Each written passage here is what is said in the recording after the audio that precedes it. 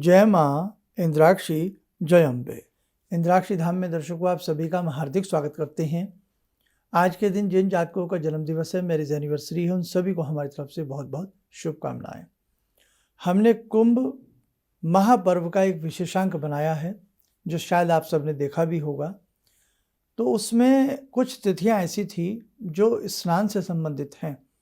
तो जाने वाले जो भी साधक हैं, ध्यान रखें, इन तिथियों को विशेष तौर से नोट कर लें। और यदि इन तिथियों में आप स्नान करते हैं तो अति सौभाग्य की बात होती है। वैसे तो कुंभ महापर्व में आप कभी भी स्नान करें, गंगा मैया का किसी भी पहर में किसी भी रूप में पूजन करें, वो शुभ ही शुभ होता है। लेकिन जब आप जा ही रहे हैं और इन तिथियों के आसपास आप जाते हैं तो इन तिथियों का भी ध्यान रख लें तो ज़्यादा अच्छा रहेगा। और कुछ बातें कुंभ पर्व के बारे में इस अंक में भी बताई जाएंगी, ध्यान से आप सुनिएगा और समझिएगा। पहले आज का पंचांग देखें। 20 जनवरी सन 2025 दिन सोमवार, संवत 2081, माघ मास कृष्ण पक्ष, तिथि आज षष्ठी है और षष्ठी और सप्तमी की बेला रहेगी 9:47 तक। जो आपकी तिथि रहेगी वो षष्ठी रहेगी, उसके बाद सप्तमी तिथि प्रारंभ हो जाएगी। नक्षत्र हस्त है, राहु काल 7:30 से 9, दिशा शूल पूर्व दिशा। कुंभ महापर्व एक विशेष महापर्व होता है। इसकी मान्यता क्या है, ज्योतिषीय आधार क्या है, सारी चीज़ें हमने कुंभ महापर्व के विशेषांक में आपको बताई हैं। वहाँ जब जाएं तो हम गंगा मैया का कैसे पूजन करें, वो सारी चीज़ भी उसमें बताई गई है। इसलिए वो अंक भले आप चाहें ना जा रहे हों, लेकिन अपने ज्ञान के लिए, ताकि आप किसी को बता सकें, उस अंक को भी जरूर सुन लीजिएगा। अब इसमें जो कुंभ महापर्व की मुख्य तिथियां हैं स्नान आदि की, जिसमें कि हमारी मकर संक्रांति होती है जो कि जा चुकी है। मकर संक्रांति के बाद मौनी अमावस्या, जिसमें एक बहुत महायोग बनता है और एक शाही स्नान की तिथि भी मानी जाती है। और ये एक दुर्लभ संयोग होता है। मौनी अमावस्या मौन रह कर के जब तप किए जाएं और गंगा जी में स्नान हो तो उससे बड़ी बात हो नहीं सकती। और महाकुंभ जीवन में एक बार हमें प्राप्त हो जाए तो वास्तव में अमृत की प्राप्ति हो जाती है। जीवन है फिर हो ना हो, इसलिए जो श्रेष्ठ कार्य हैं उनमें सोच विचार नहीं करना चाहिए, उन्हें कर लेना चाहिए। मौनी अमावस्या के बाद कुंभ पर्व की बसंत महापंचमी का जो स्नान है, बसंत महापंचमी विद्या की देवी भगवती सरस्वती, भगवती गंगा का सायुज्य जिसे प्राप्त होता है, सोने पे सुहागा होता है। उसके बाद माघी पूर्णिमा आते आते लास्ट अंतिम तिथि जो है कुंभ महापर्व की महाशिवरात्रि है। अब महाशिवरात्रि और भगवान शिव आपस में बहुत बड़ा संबंध है। आप ध्यान से सोचिएगा कि महाशिवरात्रि पर ही कुंभ स्नान महापर्व जो होता है वो समापन की तरफ हो जाता है। पूरा लंबा समय तक ये महापर्व चलता है और महाशिवरात्रि को जाकर के पूर्ण होता है। गंगा में स्नान का महात्म्य, महाई स्नान, शाही स्नान, आम स्नान, लेकिन स्नान का महात्म्य है किसमें? गंगा मैया में। गंगा मैया जब भागीरथी जी ने तप तपस्या करके गंगा मैया को धरा पर आमंत्रित किया अपने तपोबल के माध्यम से, तो सर्वप्रथम गंगा मैया भगवान शिव की जटाओं में आई। शिव की जटाओं से फिर पृथ्वी पर, धरा पर कल कल कहती हुई जब से आज तक हम सबको अपना शुभ आशीष दे रही हैं। हम सबको अपना सौम्य, एक तरह से उनका चरणामृत कह लीजिएगा, उसका पान करा रही है। तो भगवान शिव की जटाओं से निकल करके ये धरा पर आती हैं और धरा पर आती हैं, साधक इनको पूजते हैं। और यही कुंभ स्नान में भगवान शिव की जटाओं से निकली यही गंगा शिवरात्रि पर जाकर के महाकुंभ का समापन होता है। इसलिए बेटा, कुंभ स्नान में जो भी जा रहे हैं, गंगा मैया का विशेष पूजन करना, उनके साथ साथ सदाशिव शंभु का विशेष पूजन करना कदापि मत भूलना। भगवान शंभु की साक्षात ये साधना है महाकुंभ, भगवती गंगा की ये साक्षात साधना है महाकुंभ। और प्रयागराज में महाकुंभ हो तो वहाँ ललिता मैया जो हैं, ललिता देवी जो हैं, उनके दर्शन करना, उनके मंत्र को जपना, उनके स्तोत्र को जपना, गंगा की रेती से त्रिपुंड लगाना, तिलक काटना अपने मस्तक पर अति शुभ माना जाता है। आइए अब मैं आपको वो विशेष तिथियां नोट करा देता हूं, आप उन विशेष तिथियों को नोट जरूर करें। 14 जनवरी की जो विशेष तिथि थी मकर संक्रांति की, वो स्नान तो हो चुका है, अनेकों साधक उसे कर चुके हैं। अब अगली जो तिथि रहेगी, चतुर्थ स्नान तिथि कह लें इसको हम, वो माघी अमावस्या, जिसको हम मौनी अमावस्या के नाम से भी जानते हैं, यानी कि माघी अमावस्या लिख लें आप या मौनी अमावस्या लिख लें, दिन बुधवार 29 जनवरी सन 2025। ये एक विशेष दुर्लभ महापर्व है जो त्रिवेणी संगम पर स्नान करने से पुण्य का लाभ आपको प्राप्त होगा। इसके बाद आगे बढ़ते हैं हम पंचम स्नान तिथि पर, वो माघ शुक्ल पंचमी दिन रविवार 2 फरवरी सन 2025 श्री बसंत पंचमी का अवसर, गंगा स्नान दान आदि से आप लोग लाभ प्राप्त करें। छठी स्नान तिथि माघ शुक्ल सप्तमी जो कि 4 फरवरी को है सन 2025 को है। इसके साथ साथ सप्तम स्नान तिथि माघ शुक्ल पूर्णिमा दिन बुधवार, डेट नोट करें 12 फरवरी सन 2025 को। ये तिथि भी अपने आप में माघी पूर्णिमा, माघ पूर्णिमा का स्नान अपने आप में अति उत्तम माना जाता है। इस दिन सूर्य कुंभ राशि में भी संक्रमण करेगा, संक्रांति पुण्यकाल भी इस तिथि में माना जाएगा। अष्टम अंतिम स्नान तिथि को ध्यान से सुन लें, फाल्गुन कृष्ण त्रयोदशी दिन बुधवार को महाशिवरात्रि 26 फरवरी सन 2025 को त्रिवेणी संगम पर स्नान, पूजा, हवन, यज्ञ आदि आप पूरा प्रयास करें, जितना भी आपसे बन सके उतना करने का प्रयास करें। इसके साथ साथ कुछ अन्य तिथियां भी हैं, जैसे षठ तिला एकादशी 25 जनवरी सन 2025, भीमा अष्टमी 5 फरवरी, जया एकादशी 8 फरवरी, भीष्म द्वादशी 9 फरवरी आदि में भी संगम में स्नान करने का पुण्य प्राप्त होता है। तो ये कुछ विशेष तिथियां थी जो हमने आपको बताई। तो ध्यान रखना, जब वहाँ जावें वहाँ की रज को, रेती को प्रणाम करें और चलते फिरते गंगा जी का मंत्र, बीजात्मक मंत्र हिरिम गंगाई नमः हिरिम या हिरिम गंगाई हिरिम, हिरिम गंगाई हिरिम, हिरिम गंगाई हिरिम जपते रहें। जपा जप, इसी के साथ साथ गायत्री मंत्र को जप रूप में जपते रहें। महादेव का मंत्र हिरिम नमः शिवाय हिरिम, हिरिम नमः शिवाय हिरिम, इस मंत्र को भी अनवरत रूप से जपते रहें। गंगा मैया को प्रणाम कर जब गंगा मैया में आप डुबकी लगावें, डुबकी के साथ साथ भी हिरिम गंगाई हिरिम, हिरिम गंगाई हिरिम, हिरिम गंगाई हिरिम, इस मंत्र को आप जपते रहें। डुबकी लगाने के साथ साथ 1 अंजलि भरकर सूर्य को जल अर्पण करें, सूर्य देवता को। उसके बाद पुनः अंजलि लेकर के अपने देवताओं के नाम से जल अर्पण करें। फिर पुनः अंजलि लेकर के अपने पितरों को तृप्त करते हुए उनके नाम से 1 अंजलि भर जरूर देवें।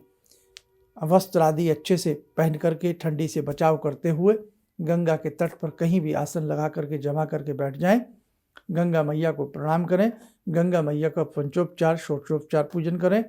हमने ये पूजन अपने उस अंक में बताया है, यानी कि जो हमने विशेषांक बनाया था उसको आप जरूर सुनिएगा और देखिएगा, कर लीजिएगा। और जो भी आपसे वहाँ सेवा भाव बन सके करने का जरूर प्रयास करें। यह आपका अपना पर्व है, इस पर्व को स्वयं भी मनाएं, औरों को मनाने के लिए भी प्रेरित करें। साधु सन्यासियों की वहाँ पर सेवा करें, गौ माता की सेवा करें, पक्षियों की सेवा करें, भोजन प्रसाद आदि वितरण में मदद करें, सहायता करें। आप अपनी तरफ से जो भी वहाँ की देख रेख, सुरक्षा, जो भी आपसे कोई सेवा बन सकती है, बिना किसी से पूछे अपनी सेवा को करने का प्रयास करें। ये हम सब का पर्व है, ये भारतवर्ष का पर्व है, ये सनातन धर्म का महापर्व है। इसलिए किसी से कोई गंदगी आपको दिख रही है तो किसी से पूछने की आवश्यकता नहीं है, उसको साफ कर दीजिए। कहीं किसी ने खा करके कुछ डाल दिया है, उसको साफ कर दीजिएगा। स्वयं भी पूरे परिसर को साफ स्वच्छ रखने का प्रयास करें।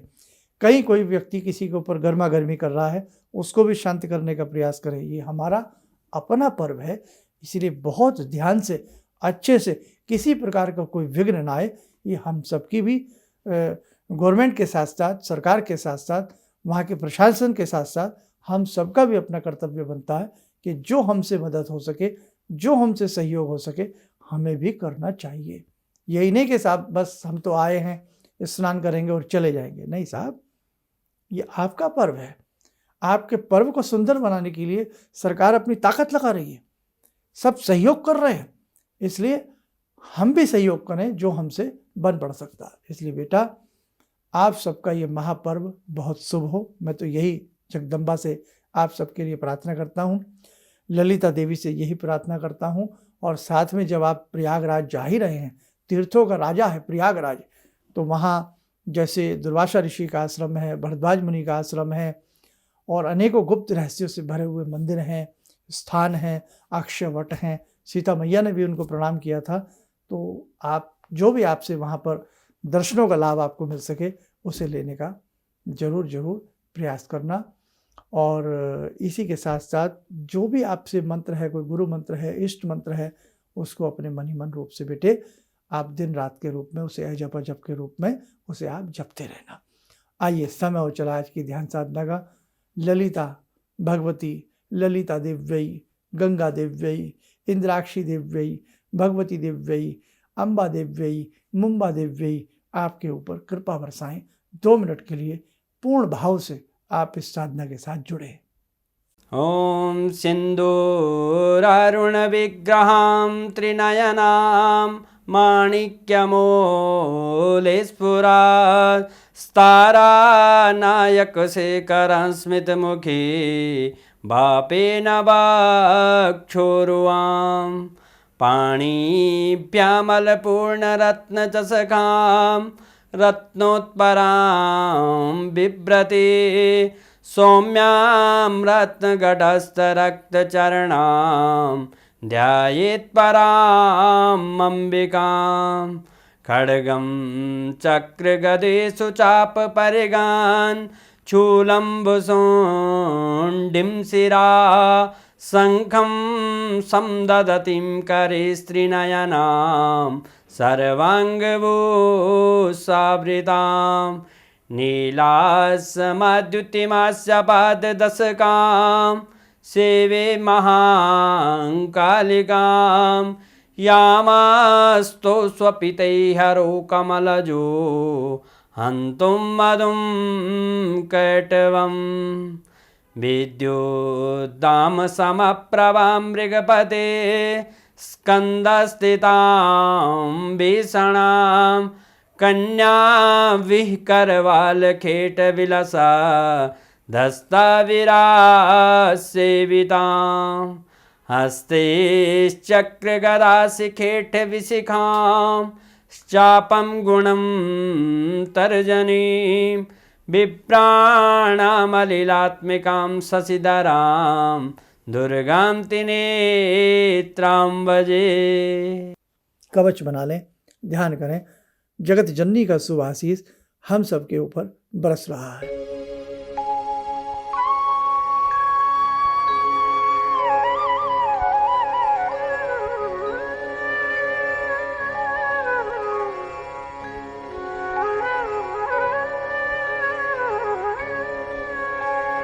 ओम बोलते हुए नेत्र खोलें, सामान्य हो जाए। 12 वर्षों को कब आएंगे 12 वर्ष दोबारा लौट करके, सोचो। इसलिए जो मौका मिला है उससे वंचित ना रहें। और इसी के साथ साथ एक संदेश आप सबको और दें कि बहुत लोगों ने हमसे भी पूछा है कि गुरुजी आप कहाँ ठहरेंगे, कहाँ रहेंगे। तो देखो बेटा, मेरा बड़ा शॉर्ट पीरियड का ये कार्यक्रम रहेगा, इसलिए बस मेरी तरफ से यही आप सबके लिए प्रार्थना है। आप अपने स्नान को अच्छे से करें और जो भी वहाँ साधु सन्यासी मिलें सभी का आदर भाव से प्रणाम करें और अपना ये सारा कार्यक्रम बहुत अच्छे से सुचारू रूप से अपने परिवार के संग, मित्रों के संग बहुत मन से इसे मनाने का आप लोग प्रयास करना। और आपको जैसे कि पता ही है कि 12 वर्षों के बाद ये कुंभ आता है। 12 वर्षीय क्यों? कि जब वो अमृत का कलश प्राप्त हुआ इंद्र को, और जब इंद्र को लगा कि असुर इसको छीनेंगे, तो उनके पुत्र जयंत जब उसको लेकर के सुरक्षा के लिए दौड़ते हैं, तो 12 वर्षों तक उनके असुरों के साथ ये संग्राम चला। तो हमारे 12 दिन और देवी देवताओं के तो भाई 12 वर्षों से भी ऊपर का समय होता है, तो इसलिए वो 12 की संख्या से 12 वर्षों के बाद उस स्थान पर कुंभ आता है। और उस छीना झपटी में, या यूँ कहें कि जहाँ जहाँ वो कुंभ छिपाया गया या रखा गया होगा, उन्हीं 4 स्थानों पर यह कुंभ लगता है, जिसमें प्रयागराज, हरिद्वार, नासिक और उज्जैन में ये कुंभ लगता है। ज्योतिषीय हम गणना करें तो जब बृहस्पति मेष राशि में आरूढ़ होते हैं और वृषभ राशि की छाया को छूते हैं, कहीं कहीं शास्त्रोक्त वृषभ राशि की भी बात बताई गई है, और जैसे माघी में वृषभ राशि की स्थिति भी आती है और बहुत सारी चीज़ें आती है। तो उसके साथ साथ जब सूर्य और चंद्रमा मकर राशि में आरूढ़ होते हैं, तो ये प्रयागराज में महाकुंभ की व्यवस्था की जाती है, क्योंकि उस कुंभ की सुरक्षा के लिए बृहस्पति, सूर्य, शनि और चंद्र का भी बहुत बड़ा सहयोग रहा है। तो बड़ी बड़ी बातें हैं, बड़े बड़े रहस्य हैं इन सब चीज़ों के पीछे।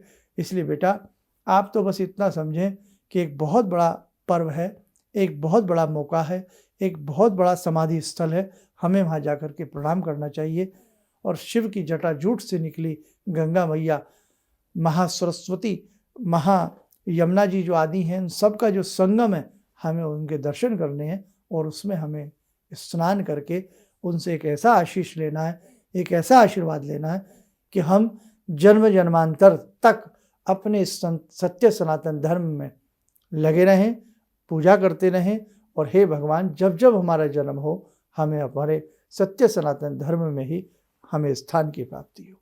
चलिए, आप सब लोग सुखी रहें, स्वस्थ रहें। इन्हीं शुभकामनाओं के साथ हम अपनी वाणी को विराम देते हैं। जय जय अम्बे।